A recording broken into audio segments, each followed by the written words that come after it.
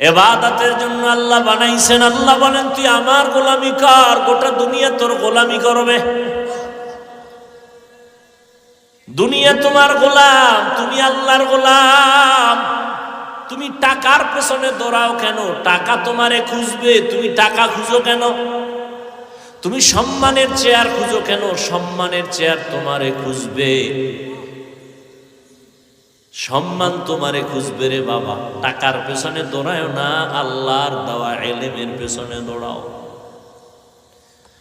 পয়গম্বরের একজন কলিজার সাহাবী, প্রথম তিনি হলেন নবীজির চাচাতো ভাই, পরে হলেন সাহাবী, পরে হলেন জামাতা। নাম বলতে পারবেন নি? নমুনা যা বললাম। কে? হযরত আলী। 7 বছর, 10 বছর, 9 বছর রসুলের হাতে যাইয়ে এই বয়সে কালেমা পড়ছেন। 7 বছর থেকে 12 বছরের মধ্যে হযরত আলী। মদিনার নবী আলীর গুণগান গায়, কয় আনা দারুল হিকমা ওয়া আলিয়ুন বাবুহা। আমি হলাম ইলম ও হিকমতের ঘর, আর এই ইলমের ঘরের দরওয়াজা আমার হযরতে আলী। হযরত আলী শুকর আদায় করেন। যুবক,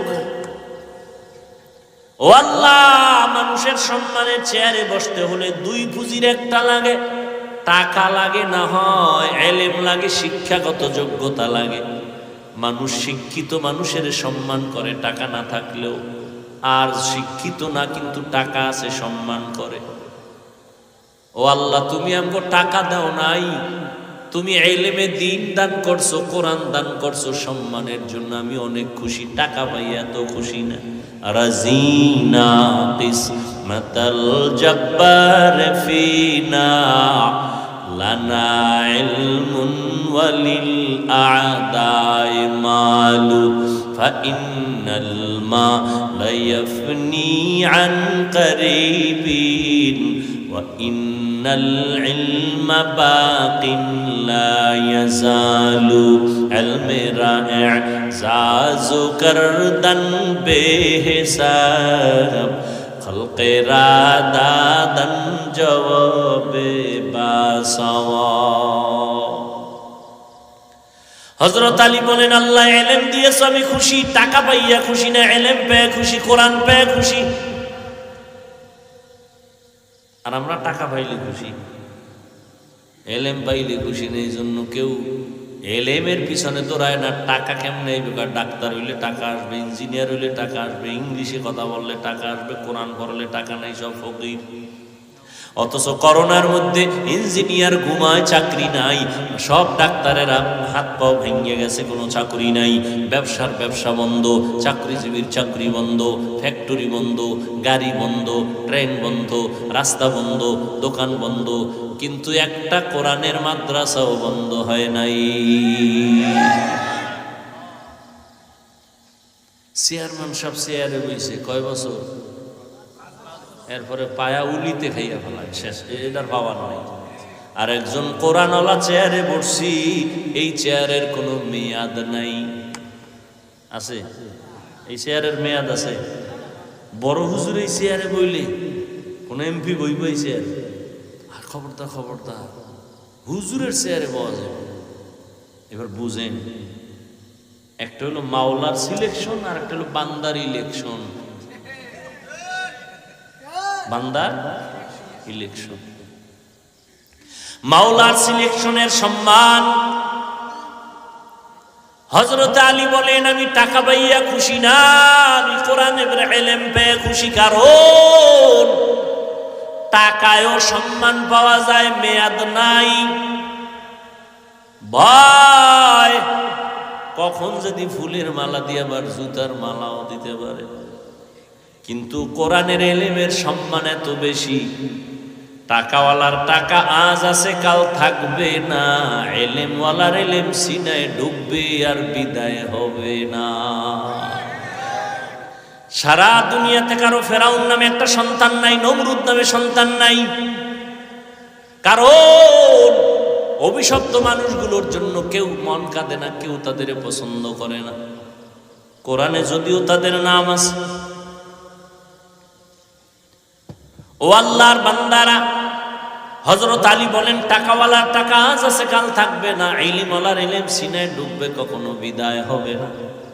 তবে এখানে যুবকরা আছো, শিক্ষিত, তোমরা শিক্ষা অর্জন করো। তোমাদেরকে একটু পয়েন্টটা বলেই দেই, শিক্ষাগত জ্ঞান সিনায় ঢুকলে এটা যায় না, যায় না, যায় না, হাজার কোটিবার সত্য কথা যায় না। তবে এই জ্ঞানটাও সিনার থেকে চলে যাবে যদি এই ইলমের সাথে, জ্ঞানের সাথে, বা জ্ঞান শিক্ষা যিনি দিছেন তার সাথে বেয়াদবি করো, তো জ্ঞান থাকবে না। শিক্ষকের সাথে মাস্তানি না, তোমার বাবার টাকা আছে, সেই টাকার বাহাদুরি দেখাও, শিক্ষকের সাথে বেয়াদব কোথাকার। লিখে রাখ, মরার আগে বিছানায় পঙ্গু হয়ে যাবে, লিখে রাখ। হযরত আলী বলেন মান আল্লামানি হরফান ইনশাআ বাআ ওয়া ইনশাআ আ'তাকা, আমাকে একটা অক্ষর যে শিক্ষা দিলেন তিনি আমার মাথার মুকুট, চাইলে তিনি আমারে গোলাম বানাইয়াও রাখতে পারেন, বিক্রিও করতে পারেন, তিনি আমার এত দামি ব্যক্তি। মা বাবায় তোমার এত শিক্ষিত মানুষ, তারপরও সন্তানের এই লেখাপড়া করাইয়া নিজে মানুষ বানাইতে পারে না, আর একজনের কাছে দেয়। ওই শিক্ষক তোমারে ধৈর্য ধৈর্য হাতে কলমে দস্তখত শিখায়, ইংলিশে কথা বলা শিখায়, তার সাথে বেয়াদবি করবা, কপাল পুড়ে যাবে। আর আল্লাহর কাছে মাপ চাইলেও ক্ষমা নাই, কারণ এটা বান্দার হক। বান্দার হক বান্দায় আগে মাপ দিতে হবে, তারপরে আল্লাহ দিবেন। শিক্ষকের সাথে বেয়াদবি করেছো, শিক্ষক ক্ষমা না দেওয়া পর্যন্ত আল্লাহ দিবেন না, আল্লাহর ওয়াদা। বান্দার হক। হযরত আলী বলেন আমি ইলম পেয়ে খুশি, টাকা পাইয়া খুশি না, মাল পেয়ে খুশি না, মাল পেয়ে খুশি আবু জাহাল, আবু লাহাব। আমরা ইলম পেয়ে খুশি, কারণ ইলম বিদায় হবে না। দ্বিতীয় ব্যবধান হলো টাকাওয়ালার টাকা যত বাড়ে তত দুশ্মন বাড়ে, আর জ্ঞানীদের জ্ঞান আর ইলম যত বাড়ে তত বন্ধু বাড়ে।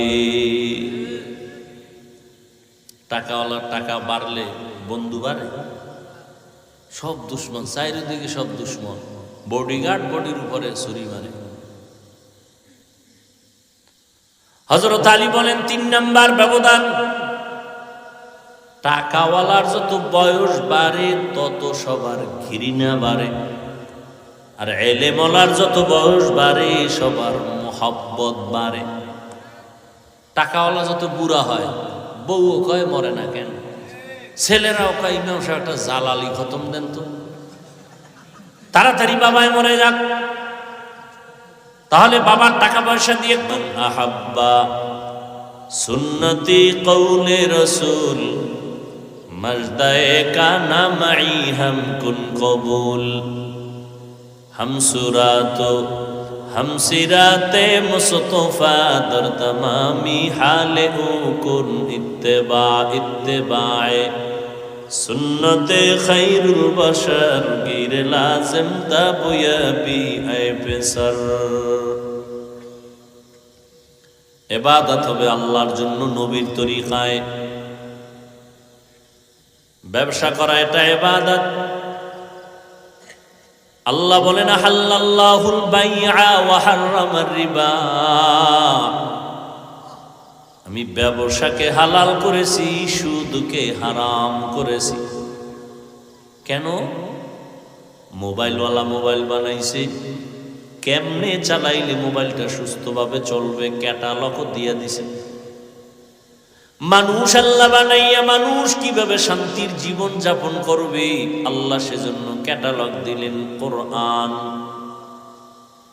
ও বান্দা, তুমি আমার নিয়মে চলো, তোমার চক্ষু দিলাম আমি আল্লাহ, কান দিলাম আমি আল্লাহ, জবান দিলাম আমি আল্লাহ, দেহ বানাইলাম আমি আল্লাহ, তোমার দেহটা সুস্থ রাখার জন্য জমিন থেকে খানা দিলাম আমি আল্লাহ, তোমার শরীরকে সুস্থ রাখার জন্য সূর্যের আলো দিলাম আমি আল্লাহ, পানি দিলাম আমি আল্লাহ ফিরি। তুমি ওয়াসার পানি ব্যবহার করো, সরকারের বিল দাও, মাসে মাসে বিদ্যুৎ ব্যবহার করো, বিল দাও। আমার সূর্যের আলো যে ব্যবহার করছো, কয় টাকা বিল দিছো? আমার মাটি দিয়া ইট বানাইয়া বিক্রি করে টাকা নেও, আমার মাটি যে ব্যবহার করলি কয় টাকা দিছো? আল্লাহ পাক রব্বুল আলামিন বলেন, গোলাম আমি টাকা চাই না, বাড়ি চাই না, গাড়ি চাই না, কিছুই চাই না। আমি চাই তুমি ইবাদতে জীবন কাটায় দাও। ব্যবসা করবা ইবাদত, তবে সুদ খাইবা না। কারণ আমি আল্লাহ তোমার কল্যাণ চাই, কখনো অকল্যাণ চাই না। ব্যবসার দ্বারা মানুষ অপকার হয়, লাভবান হয়। সুদের দ্বারা মানুষ বড় ক্ষতিগ্রস্ত হয়। মানুষের ক্ষতি দুনিয়াবি আখিরাতের ক্ষতি। সুদ খাইলে মানুষের ব্যবসার বরকত নষ্ট হয়ে যায়। সুদের দ্বারা গরিব কষ্ট পায়, সন্তান কষ্ট পায়, ঘরের ফ্যামিলি পর্যন্ত মরে যাওয়ার হালাত হয়ে যায়। সুদের দ্বারা ধনীরা আরো ধনী হয়, গরিবেরা আরো গরিব হয়। একজনে লোন আনছে, লোন উঠাইয়া কোনো রকম একটা গাড়ি কিনা, ভ্যান রিক্সা চালায় চলে, মাসে মাসে কিস্তি দেয়। একজন একটা পিকআপ কিনছে, পিকআপ মাসে মাসে কিস্তি দেয়। আমার কাছে আইসা 2 বছর আগে, না হয় জানি করোনার আগে মনে নাই, আইসা কাঁদতেছে। বাড়ি আমগো দেশে খালি কান্দে। কি ভাই? কাজুর একটু দোয়া নিতে আইছি। ঠিক আছে, আমি ব্যস্ত মানুষ, গেছি গা এরকম 3 বার। এবার সুযোগ পায় না। আমি কেউ লোকটা মনে হয় কিছু আলাদা কথা বলবে, ডাকলাম, আসেন। রং দরজার ভিতরে রুমের মধ্যে এনে বললাম, লোকটা গামছা চোখে লাগায় কাঁদতেছে, হুজুর আমি লোন উঠাইয়া এরপর একটা পিকআপ কিনছি, কিস্তিতে টাকা আইনা, কিস্তিতে থেকে আটকায় গেছি। পিকআপটাও রাস্তায় অ্যাক্সিডেন্ট হয়ে গেছে, এখন আমি কিস্তি আদায় করতে পারি না। পাওনাদারেরা, আমার ঘরে একটা উপযুক্ত মেয়ে আছে, বিবাহের অবস্থা, আমার মেয়েকে এসে মারে, আমার স্ত্রীকে মারে, আমি কি করব হুজুর? আমি এখন গলায় ফাঁস দেওয়া ছাড়া কোনো পথ দেখি না। এই বেটা, সুদ খাইয়া কেউ শান্তিতে আছে? একটা প্রমাণ দাও, আমি সুদের বিরুদ্ধে আর জীবনে আজ করব। একটা প্রমাণ দাও যে সুদ খাইয়া কেউ শান্তিতে আছে। ওর কিডনি নষ্টর মাইয়া বলা কোনো না কোনো এক বিপদে আছে। হাড়ের উপরে হামলা, দোকানের উপরে হামলা, শান্তি নাই। কারণ আমার আল্লাহ পাক মানুষের হালালের মধ্যে বরকত রেখেছেন, হারামে কোনো বরকত রাখেন নাই। এই জন্য হারাম খাইয়া মরার আগেই সে বিছানায় পড়ে যায়, পঙ্গু অবস্থায় কান্না করে। এই যারা মদ পান করে, একটাও ক্যান্সার ছাড়া কবরে যায় না। বিড়ি টাননেওয়ালার গোষ্ঠীরাও ক্যান্সারে মরে। এটা বানায় কই? ক্যান্সারের রোগী আগের তুলনায় বেড়ে গেছে। ক্যান্সার হসপিটালের সিট খালি নেই। কিডনি রোগ বেড়ে গেছে। হারাম খাইতে খাইতে শরীর নষ্ট, ঈমান নষ্ট। মাইয়া পোলারা লাথি মাইরা ফালায় দেয়। শেষ সময় বাবারে আর বাবা কইতে চায় না, ওর শরীর নাই। ওর পেছনে টাকা খরচ করতে করতে ছেলেদের মেজাজ গরম। হারাম খেয়ে কোনোদিন শান্তি অর্জন করা যাবে না। আল্লাহ আমাদের বানাইছেন, আমাদের সুস্থতার জন্য যা প্রয়োজন তার ব্যবস্থাও করেছেন। আল্লাহ বলেন, বিশাল আসমান তোমার গোলাম, জমিন তোমার গোলাম, পাহাড় তোমার গোলাম, সব তোমার। তোমার কথায় পাহাড় চলবে, তোমার কথায় সূর্য চলবে। আল্লাহর প্রিয় বান্দা নামাজ পড়বে, সূর্য ডুবে ডুবে হালাত কয়, ও আল্লাহ নামাজটা কাজা হয়ে যায় নাকি? সূর্যরে কয়, সূর্য একটু অপেক্ষা কর, আমি নামাজটা পড়ে নেই। নামাজে দাঁড়ায় কাঁদতেছি, সালাম ফিরাইয়া দেখি এখনো সূর্য ডুবে নাই। এটা অবিশ্বাস করবে একদল। তো অবিশ্বাস কেন করবেন? সূর্য তো আমার গোলাম, মানুষের গোলাম। আমি যদি আল্লাহর গোলাম হইয়া চলতে পারি, তো সূর্য আমার গোলামি করতে 1000 বার বাধ্য।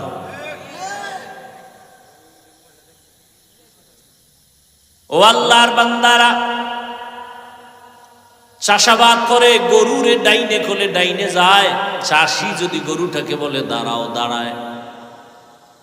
তাহলে একজন চাষি মূর্খ মানুষ বেনামাজি, তার কথা গরু শুনেনি, কথা হয় না। তাহলে একজন খাঁটি আল্লাহওয়ালার কথা কেন সূর্য শুনবে না, কেন বাঘ শুনবে না? নদীর মধ্যে পানি নাই, শুকায় গেছে দীর্ঘ বছর। লোকেরা এসে বলে, হযরত বড় একজন আল্লাহর খাস বান্দা, কয় পানি নাই, নদী শুকানো অনেক বছর, চিঠি লিখলেন। কি লেখছেন তিনি জানেন, আল্লাহ জানেন। নিয়ে কয় চিঠিটা নদীর মধ্যে ফেলে দাও। চিঠিটা যখন ফেলে দিয়েছে, শুকনা নদীতে পানির জোয়ার শুরু হয়ে গেছে। এ বলে বিশ্বাস করা যায় কোন? তো এটা একটা কথা?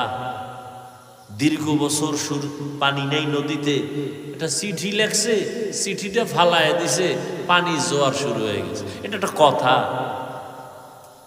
এ জ্ঞানে ধরে, মেধায় ধরে, কিন্তু না ধৈরেও উপায় নাই। কামটা তো ঘটাইছেন আল্লাহ পাকের প্রিয় বান্দা হযরত ওমরে ফারুকের লেখা চিঠি দিয়া। সরমনের পিসা বইলে মোটামুটি কাফের বললে আর টেনশন ছিল না, আরে কাফের বলা যায়। শরীয়তপুর হাজী শরীয়তুল্লাহর বংশধরেরা যদি এরকম একটা ঘটনা ঘটাইয়া লাইত, তাহলে মোটামুটি কাফের বললেও কোনো টেনশন ছিল না, সব কাফের, এটা হইতে পারে। কাফের বলনেওয়ালারা টেনশনে হয়ে গেছে, ওমরের কেমনি কই, বুঝেন নাই? হ্যাঁ, বড় কঠিন।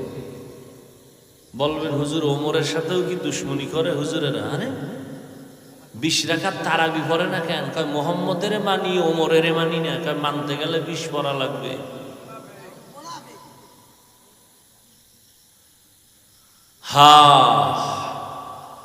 ইবাদতের জন্য আল্লাহ পাঠাইছেন, তোমার মন করা ইবাদত চলবে না, ইবাদত করতে হবে নবীর তরিকায়। নবী যেমনে যেমনে শিখাইছেন অমনি ভাবে করো। কিতাবে যেমন লেখছে এমনি করো না, না না। আল্লাহ কয় সাল্লু কামা রাআইতুমুনি উসাল্লি। ও সাহাবায়ে কেরাম, আমাকে যেমনে নামাজ আদায় করতে দেখো এমনি তোমরাও আদায় করো। নবীজি দেখাই দিয়েছেন নখগুলো কেমনে কাটবে, এইভাবে কাটো। কাদেরে দেখাইছেন? সাহাবায়ে কেরামদের। এখন আমরা যদি নবী কেমনে নখ কাটছেন জীবনে দেখি নাই, স্বপ্নেও দেখি নাই, কেমনে কাটছেন? কয় সাহাবাদেরকে দেখা কাটো। কয় সাহাবীরও দেখি নাই। তাদেরে দেখছেন তাবিন, তাদের দেখো। কয় তারও ভাই নাই। তাদেরে দেখছেন তাবে তাবিন, তাদের দেখা কাটো। কয় তাদেরও ভাই নাই। কারে পাইছো? কয় ওলামায়ে কেরাম পাইছি। কয় ওলামায়ে কেরাম তাদেরে দেখছেন। অতএব ওলামায়ে কেরাম যেইভাবে নখ কাটেন এইটাই মদিনাওয়ালা নবীর তরিকা।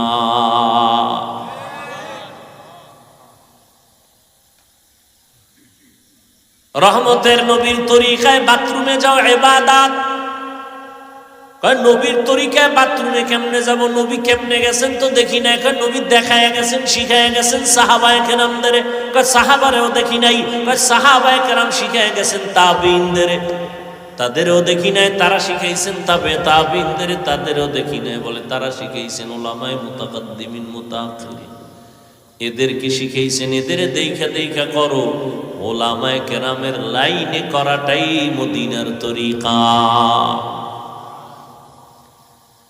বাথরুম নবীর তরিকায় করো। কয় কেমনে? কয় আগে দোয়া ভইরা বাম পা দিয়া ভেতরে যাও, খালি পায়ে যাইও না, খালি মাথায় বাথরুমে যাইও না। নবীর তরিকা হলো টুপি দাও বা কোনো একটা কাপড় মাথায় দিয়া যাও, খালি মাথায় যাইও না, খালি পায়ে যাইও না। বাম পা দিয়া ঢুইকা বাথরুমে যখন বসবা হাঁটুর উপরে কাপড় উঠাইও না। বাম পায়ের উপরে ভর দিয়া বসবা, ডান পায়ে না। ওখানে এভাবে বাথরুম সেরে আবার বের হও, ডান পা দিয়া বের হও, বের হইয়া দোয়া পড়ো। কারণ বাথরুম হলো অদৃশ্য দুষ্টদের আড্ডাখানা। অদৃশ্য দুষ্ট আছে কিছু, ওরা বাথরুমে থাকে। ওই বাথরুমে যত সময় কাটাইছো এটাও তোমার ইবাদত হবে যদি রাসূলের তরিকায় হয়। নবীর তরিকায় খানা খাও ইবাদত। বলে কেমনে? খানার আগে হাতের দুনো কবজা ধুইও, হুজুর গো কথা মানুষ নাই রে, নিমো খারামেরা এখন সরকার অর্ডার দিছে, এখন দই খায় কেন, কয় করো না। আর এতদিন যে রসুলের সুন্নত কইছিল দয় নাই। নবীর তরিকা যেই প্লেটে ভাত নিবা ওই প্লেটে হাত ধুইবা না, আলাদা পাত্রে হাত ধুইবা কবজা পর্যন্ত, দোনো হাতে। ইবাদত। প্লেটে খানা নিয়ে ডান দিক থেকে খানা শুরু করবেন, সুন্নত। নিচে একটা দস্তারখানা বিছায় নিবেন, সুন্নত। পইরা গেলে খানা উঠায় খাবেন, এটা সুন্নত। খালি মাথায় না বসা উত্তম। চেয়ার টেবিলে খাবেন না, এটা সুন্নত। চেয়ার টেবিলে খানা খাওয়া রসুলের তরিকার বিরোধী। রসুলের সময় চেয়ার ছিল, টেবিল ছিল, কিন্তু নবী কখনো চেয়ার টেবিলে খানা খান নাই। খানার শুরুতে হালকা একটু লবণ নুন নিয়ে নেবেন, এটা সুন্নত। খানার ফাঁকে ফাঁকে শুরুতে দোয়া আছে, ফাঁকে ফাঁকেও দোয়া করবেন, লাকাল হামদু ওয়া লাকাশ শুকর। খানা যখন শেষ হয়ে যাবে আবার দোনো হাতের কবজা ধুইবেন, খানার প্লেটে না ভিন্ন পাত্রে। কয়জনে মানেন হিসাব করেন। খানার মধ্যে যত জুটা হবে, জুটা কি বলে আপনাদের এলাকায়, জুটাগুলো খবরদার পানির মধ্যে ফেলবেন না। আপনি মানুষ একসের দামি আল্লাহর কাছে, আপনার দাম এত বেশি, আপনার জুটা খাওয়ার জন্য বিড়াল বাঙল দেখছেন। আপনার ব্যবহারী জিনিসটা বৃথা ফালায় দিতে আল্লাহ নিষেধ করছেন। বিড়াল বসে আছে আপনারটা খাবে, কুকুর বসে আছে খাবে। পানির মধ্যে খাই ফালায় না, তোমার জুটার স্বাদ নষ্ট হয়ে যাবে। আর এক দল আছে তোমার এই জুটা খাওয়ার জন্য, অদৃশ্য কিছু লোক আছে, অদৃশ্য মখলুক আছে, জিনেরা। অতএব পানির মধ্যে ফেলবা না, জুটা তুমি শুকনো জায়গায় ফেলে দাও, কোনো এক জায়গায় নিরাপদে, কুকুর বিড়াল ভিন্ন যারা খায় খাক। আল্লাহরে পাওয়া অনেক সহজ, উল্টাপাল্টা করলে অনেক কঠিন। কয়জনে মানে ভদ্রতা, বাম হাত দিয়ে লবণ লয়, বাম হাত দিয়ে একটু পায়খানা লয়ে লো, দেখায় ভদ্রতা। আমি ডান হাত দিয়ে লইলে লবণের মধ্যে যদি আমার খানা লাগে, কি ভদ্র, কেমন ভদ্র। কয় ডান হাতে বিড়ি টানে, বাম হাতে চা টানে, ভদ্র। ডান হাতে বিড়ি, এটা বরকতের জিনিস, এজন্য ডান হাতে দিছে। আর চা টানে বাম হাতে।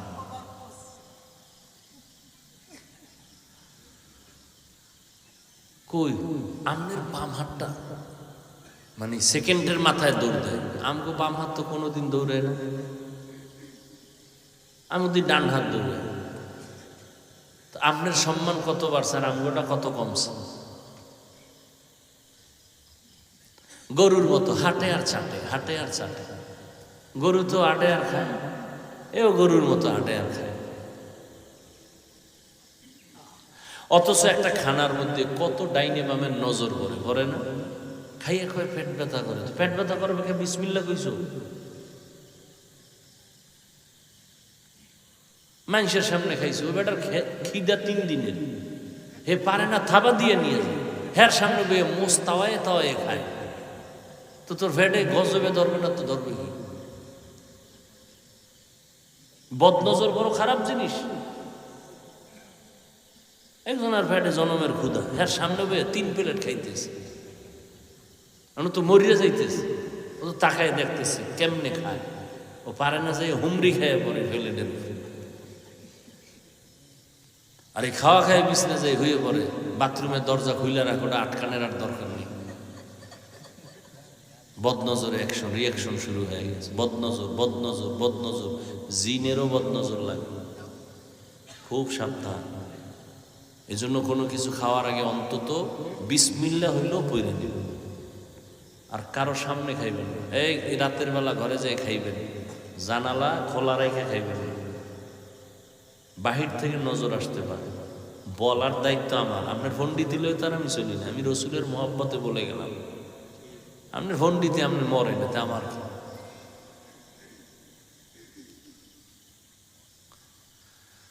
হায়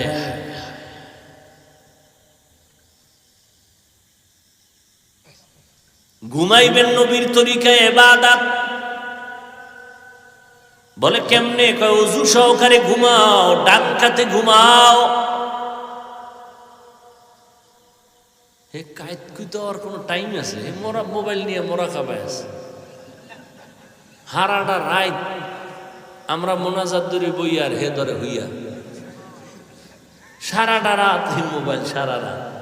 কির হুজুর কির খাজু, সব এই রোগে রোগী। যে জোরে ঠিক কয় মনে হয় সব আমি আকাম করি। হে ভালো,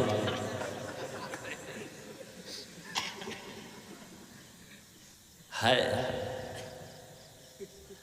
ধ্বংস করে দিলে মোবাইল পুরা জিন্দেগি, পুরা সংসার, পরিবার।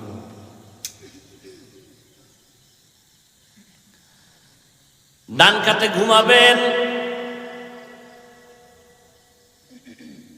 দোয়া পরে ঘুমাবেন, দরুদ শরীফ পরে ঘুমাবেন, ওযু সহকারে ইনশাআল্লাহ। আল্লাহ যদি কবুল করে নেন, লাগাতারে আমল যদি চালু করেন, ইনশাআল্লাহ ঘুমের মধ্যে আমার রসুলের সাথে মোলাকাত হয়ে যাবে।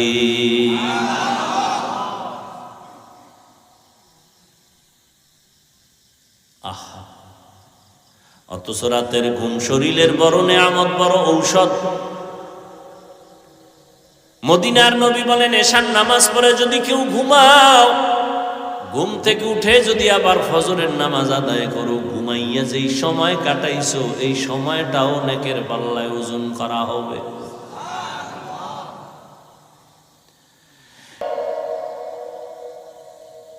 আমি বলি না তুমি আমার মতো হুজুর হইয়া যাও, স্কুল কলেজ বাদ দিয়া মাদ্রাসায় চলে যাও, না না না।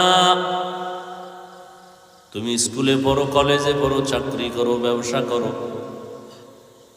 কোনো বাধা নাই, সেটাও ইবাদত যদি আল্লাহর জন্য নবীর তরিকায় হয়। তুমি ডাক্তারি পড়তেছো এই নিয়তে যে আমি ডাক্তার হইয়া মানুষের সেবা করব, বেঈমানের মোকাবেলায় চ্যালেঞ্জে আমি দাঁড়ায় যাব। বেঈমান বলবে মুসলমানের সাথে আরি, ডাক্তার দিব না, চিকিৎসা দিব না, ঔষধ দিব না। তুমি মুসলমান ডাক্তার, তখন চ্যালেঞ্জের মোকাবেলায় দাঁড়ায় বলবা, এই বেঈমানের বাচ্চা ইসরায়েলের গোষ্ঠীরা, তোরা যদি আমরা মুসলমানের সার্ভিস না দাও, ডাক্তার হসপিটাল না দাও, ইনশাআল্লাহ আমাদের মুসলমানের জন্য আমরা মুসলমান ডাক্তারেরাই যথেষ্ট। তাহলে ডাক্তারি পড়া খারাপ? কত দামি একটা ভালো পেশা। ও আল্লাহর বান্দা, লেখাপড়া করো আল্লাহর জন্য, নবীর তরিকা জিন্দা রাখার জন্য। তোমার মতো কত যুবক জীবনে মাদ্রাসায় পড়ে নাই, স্কুলে পড়ে, কলেজে পড়ে, চাকরি করে, RAB, army, police, BDR, doctor, professor, engineer, OC, DC, SP, chairman, member, MP, মন্ত্রী, 5 বেলার নামাজ পড়নেওয়ালা এরকম লোক জেনারেল লাইনে আছে না নাই? তুমি পারো না কেন? আমাকে হুজুর টুজুর বাদ দাও, তোমার লাইনের লোকটা নামাজ পড়ে, চাকরি করে, নামাজ পড়ে, ড্রাইভারি করে, নামাজ পড়ে, কলেজে পড়ে, তুমি পারো না কেন? আল্লাহ জিগাইলে কি জবাব দিবা সেদিন?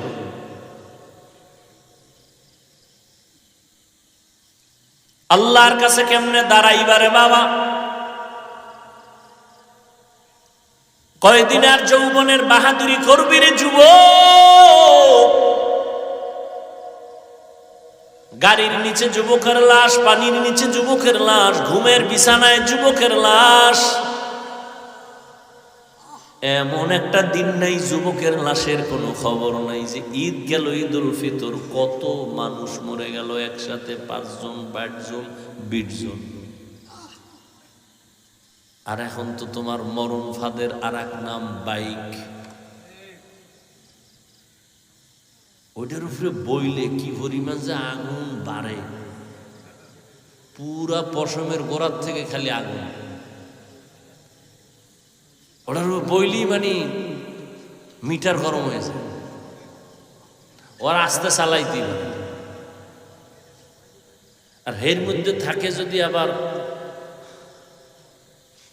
বিপরীত সাইডের মানুষ, তাতে আরো আগুন। কি হায়, তুফান যাইতেছে, তুফান। হায় আল্লাহ হেদায়েত দান করুন। ওয়ামা খালাকুতুল জিন্না ওয়াল ইনসা ইল্লা